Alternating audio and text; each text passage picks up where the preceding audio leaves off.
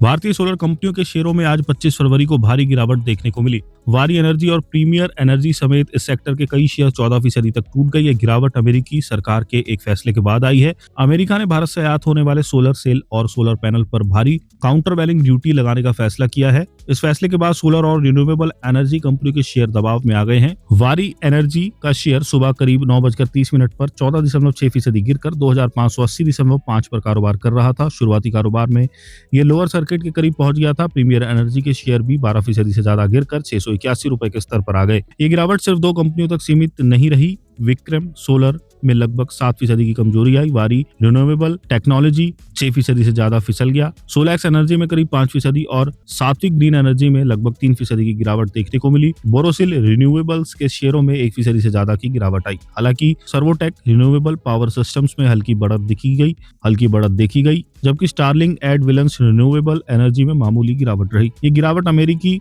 Commerce department के उस फैसले के बाद आई है जिसमें भारत से आयात होने वाले सोलर सेल और पैनल पर लगभग 126% की प्रारंभिक काउंटर वैलिंग ड्यूटी लगाने का ऐलान किया गया है। अमेरिका का आरोप है कि भारतीय कंपनियों को अनुचित सरकारी सब्सिडी का फायदा मिल रहा है, जिससे वे कम कीमत पर उत्पाद बेच पा रही हैं। इससे अमेरिकी कंपनियों को कंपटीशन में नुकसान हुआ। भारत के अलावा इंडोनेशिया और लाओस से आने वाले सोलर उत्पादों पर भी भारी काउंटर वैलिंग ड्यूटी लगाई गई है। अमेरिकी कॉमर्स डिपार्टमेंट की फैक्ट शीट के मुताबिक इंडोनेशिया पर 104.38% और लाओस पर 80.67% ड्यूटी तय की गई है। ये शिकायत alliance for American solar manufacturing and trade ने की थी। इसमें साउथ कोरिया की हनवा क्यूसेल्स, एरिजोना की फर्स्ट सोलर और टेक्सास की मिशन सोलर जैसी कंपनियां शामिल हैं। ग्रुप का कहना है कि सब्सिडी वाले इंपोर्ट से अरबों डॉलर के घरेलू निवेश और नौकरियों पर खतरा है। अलायंस के लीड अटॉर्नी टीम ब्राइटल बिल ने कहा कि ये फैसला निष्पक्ष कंपटीशन बहाल करने की दिशा में बड़ा कदम है। उन्होंने एक बयान में कहा,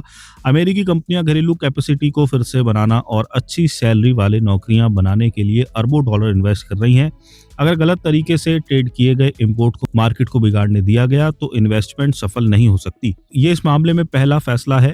अगले महीने अमेरिकी कॉमर्स डिपार्टमेंट ये भी तय करेगा क्या इन देशों की कंपनियों ने अमेरिका में अपने उत्पादन लागत से कम कीमत पर बेचे। अगर डिपिंग का आरोप सही पाया गया तो इन देशों पर अतिरिक्त एंटी डिपिंग ड्यूटी भी लगाई जा सकती है। व्यापार आंकड़ों के अनुसार भारत, इंडोनेशिया और लाओस से अमेरिका ने पिछले साल करीब 4.5 अरब डॉलर का सोलर आयात किया। ये कुल अमेरिकी सोलर आयात का लगभग 2/3 हिस्सा है। एक्सपर्ट्स का मानना है कि इस फैसले से भारतीय सोलर एक्सपोर्टर पर दबाव बढ़ सकता है।